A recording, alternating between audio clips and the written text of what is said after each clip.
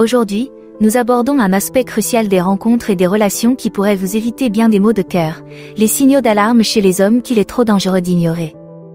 Il est facile de se laisser emporter par l'excitation d'une nouvelle relation, mais négliger ces signes d'alerte peut entraîner de graves problèmes par la suite. Nous examinerons les comportements et les schémas spécifiques qui signalent des problèmes plus profonds, depuis les tendances au contrôle jusqu'au manque de respect, en passant par tout ce qui se trouve entre les deux. En reconnaissant rapidement ces signaux d'alarme, vous pourrez prendre des décisions éclairées sur les personnes que vous laissez entrer dans votre vie. Prêt à vous armer de connaissances et à protéger votre bien-être émotionnel ?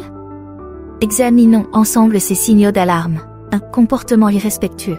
Un comportement irrespectueux est un signal d'alarme important car il peut refléter les attitudes et les croyances fondamentales d'une personne. Lorsqu'une personne manque constamment de respect envers vous, vos proches ou des étrangers, cela révèle un manque d'empathie et un mépris de la dignité d'autrui. Ce trait de caractère peut empoisonner une relation en créant un environnement où les sentiments et les opinions de chacun sont dévalorisés, ce qui entraîne une rupture de la confiance et de la sécurité émotionnelle. Il est essentiel de reconnaître que le respect est le fondement non négociable de toute relation saine. 2. Le manque de communication. Le manque de communication, en particulier le refus de discuter des problèmes ou des sentiments, peut constituer un obstacle important au développement de la relation et à la compréhension mutuelle. Lorsque l'un des partenaires évite systématiquement de parler de ses problèmes ou de ses émotions, il peut en résulter des conflits non résolus et un sentiment d'isolement pour l'autre. Cette rupture dans le partage et la résolution des problèmes empêche la formation d'un lien émotionnel fort, vital pour une relation durable et épanouie. Il est important que les deux partenaires soient ouverts au dialogue pour surmonter les difficultés d'une relation. 3. Tendance au contrôle. Les tendances au contrôle dans une relation, comme le fait de vous dicter vos allées et venues, vos interactions sociales ou vos choix vestimentaires, signalent des problèmes sous-jacents de possessivité et de méfiance. Ce type de comportement peut découler d'une insécurité et d'un désir de domination plutôt que de partenariat. Il s'agit d'une atteinte à l'autonomie personnelle qui peut créer une dynamique oppressive dans la relation. La confiance et le respect sont fondamentaux, et sans eux, la relation peut devenir une source de stress plutôt que de soutien. Il est essentiel de reconnaître et de traiter ces schémas de contrôle dès le début pour maintenir un partenariat sain et équitable. 4. La colère non gérée. La colère non gérée est un signal d'alarme grave car elle peut conduire à un cycle toxique de conflits et d'abus potentiels. Des accès de colère fréquents et intenses indiquent une incapacité à traiter et à communiquer ses émotions de manière constructive. Ce type de volatilité peut créer un environnement de peur et d'instabilité, ce qui est l'antithèse de la sécurité et de la confiance nécessaire à une relation saine. Lorsque la colère n'est pas abordée et gérée de manière appropriée, elle peut s'intensifier et entraîner des dommages émotionnels, voire physiques. Il est important pour le bien-être des deux partenaires que la colère soit gérée de manière saine. 5. La malhonnêteté. La malhonnêteté, même dans des domaines qui peuvent sembler anodins, peut être le signe d'un schéma plus large de tromperie et d'un manque fondamental d'intégrité. Lorsque des mensonges, même minimes, deviennent apparents dans une relation, ils peuvent éroder la base de confiance qui est vitale pour un partenariat solide. La malhonnêteté constante crée un fossé entre les partenaires, rempli de doutes et d'incertitudes quant aux paroles et aux actions de l'autre. Il est essentiel de reconnaître les comportements malhonnêtes et d'y faire face, car la confiance, une fois rompue, est difficile à rétablir. 6. L'abus de substances. L'abus de substances, caractérisé par une consommation excessive d'alcool ou de drogue, est une préoccupation majeure dans les relations, car il peut se transformer en dépendance. Cette dépendance n'affecte pas seulement la santé et le bien-être de l'individu, mais peut aussi avoir des effets dévastateurs sur ses relations. Elle conduit souvent à un comportement erratique, à des difficultés financières et à un détachement émotionnel, érodant la confiance et la sécurité sur lesquelles reposent les partenariats. L'imprévisibilité associée à la dépendance peut créer un environnement chaotique et néfaste pour les deux partenaires, d'où la nécessité de s'attaquer de front aux problèmes de toxicomanie. 7. Le manque de fiabilité. Le manque de fiabilité dans une relation peut se manifester par l'habitude de ne pas tenir ses promesses ou d'annuler fréquemment des plans, ce qui témoigne d'un manque de considération pour le temps et les émotions de l'autre personne. Lorsqu'une personne ne respecte pas ses engagements, son partenaire peut se sentir dévalorisé et remettre en question l'investissement de la personne peu fiable dans la relation. Un tel comportement peut éroder les fondements de la confiance et de la fiabilité, qui sont essentiels à un lien solide. Il est important que les deux partenaires d'une relation fassent preuve de fiabilité, témoignant ainsi d'un respect mutuel et d'une attention aux besoins et aux attentes de l'autre. Éviter de s'engager sérieusement. L'évitement d'un engagement sérieux, comme l'hésitation à planifier l'avenir ensemble, peut être un signal d'alarme indiquant un manque d'investissement dans la relation. Lorsqu'un partenaire évite de discuter de l'évolution de la relation ou de faire des projets à long terme sans fournir de raisons valables, cela peut laisser penser qu'il n'est pas pleinement engagé. Cet évitement peut entraîner un déséquilibre dans le partenariat, l'un des partenaires se sentant incertain et peu sûr de la situation de la relation. Pour qu'une relation s'épanouisse, les deux partenaires doivent s'investir de manière égale dans la construction d'un avenir commun.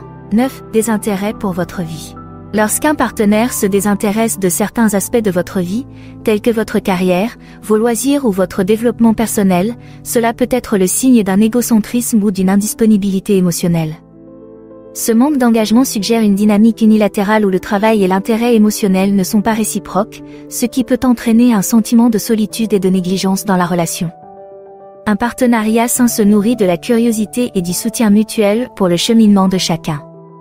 Il est donc essentiel que les deux partenaires s'intéressent activement à la vie de l'autre. Le manque d'empathie. Le manque d'empathie, c'est-à-dire l'incapacité à comprendre les sentiments d'une autre personne ou à s'y identifier, est un problème important dans une relation. Il peut être le signe d'une immaturité émotionnelle ou de traits narcissiques, l'un des partenaires ne pouvant ou ne voulant pas se mettre à la place de l'autre ou reconnaître ses expériences émotionnelles. Cette carence peut conduire à un manque de soutien émotionnel, donnant à l'autre le sentiment d'être isolé ou incompris dans la relation. L'empathie est cruciale pour un partenariat compatissant et épanouissant, car elle facilite l'établissement de liens plus profonds et d'un environnement de soutien pour les deux individus. 11. L'irresponsabilité financière. L'irresponsabilité financière peut être un signal d'alarme important dans une relation, se manifestant par des habitudes de dépenses inconsidérées ou par le fait que l'on attend de l'autre partenaire qu'il prenne en charge les charges financières. Non seulement cette attitude fait peser un stress excessif sur les finances de la relation, mais elle peut aussi conduire à des sentiments plus profonds de ressentiment et d'inégalité. Elle est souvent le signe de problèmes plus importants liés à la maturité et à la capacité de gérer conjointement les responsabilités de la vie, ce qui est essentiel pour la viabilité à long terme d'un partenariat. Il est essentiel d'aborder et de rectifier ses habitudes financières de manière proactive, car cela favorise un sentiment d'équité, de sécurité et de travail d'équipe. Les deux partenaires doivent travailler ensemble à l'élaboration d'un plan financier durable qui soutienne leurs objectifs collectifs et la santé de la relation.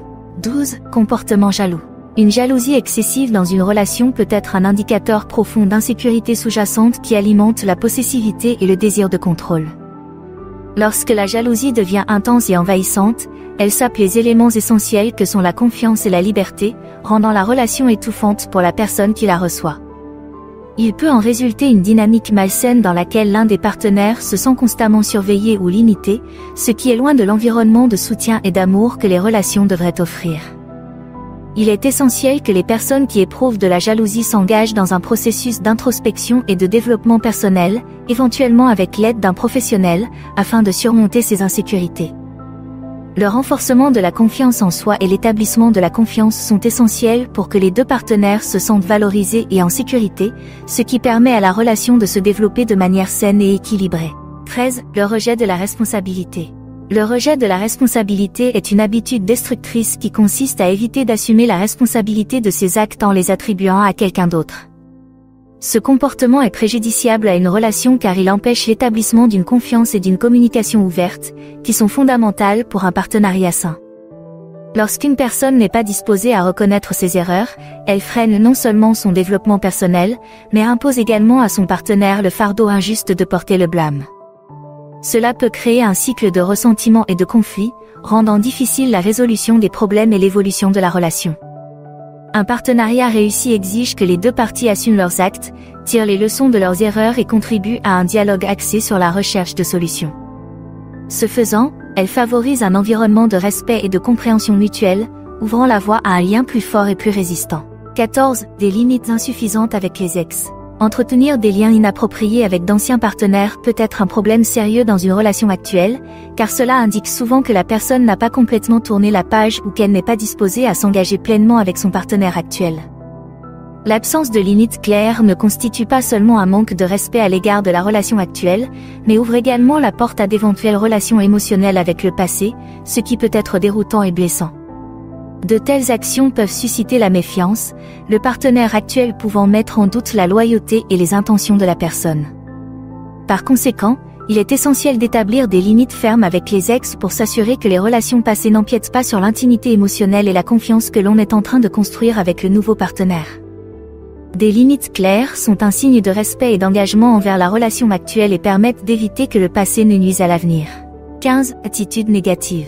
Une attitude négative persistante va au-delà des mauvaises humeurs occasionnelles ou des moments de pessimisme, il s'agit d'une attitude chronique qui peut saper l'énergie et la joie d'une relation. Cette négativité incessante peut agir comme une lentille qui colore chaque expérience et interaction au sein du partenariat, indiquant souvent une insatisfaction plus profonde à l'égard des circonstances ou de la vie en général. Une telle attitude peut être particulièrement insidieuse, car elle risque d'imprégner la relation, entraînant les deux partenaires dans une spirale descendante d'insatisfaction et de malheur mutuel. Au fil du temps, cette morosité omniprésente peut diminuer la capacité de joie, de gratitude et d'espoir, qui sont des ingrédients essentiels à une relation prospère.